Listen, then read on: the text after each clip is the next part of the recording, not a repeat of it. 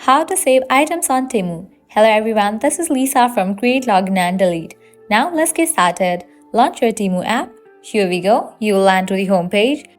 Now over here you're gonna find different products. Head towards the product that you wanna save. Just go ahead and open it.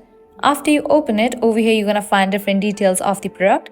Likewise, scrolling down, you will see this option of product details, and at the right corner of it you will find the option of save.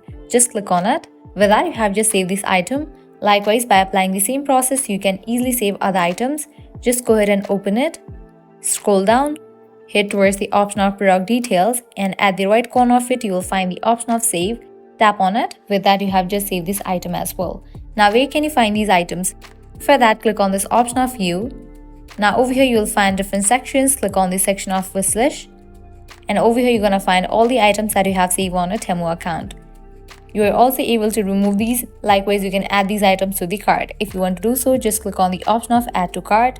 Likewise, if you want to remove any of the item from the wish list, just open it, scroll down, head towards the option of product details, and again click on the option of save. With that, you have just removed this item from the wish list. Well, that's all for this video. This is how you can easily save items on Temu.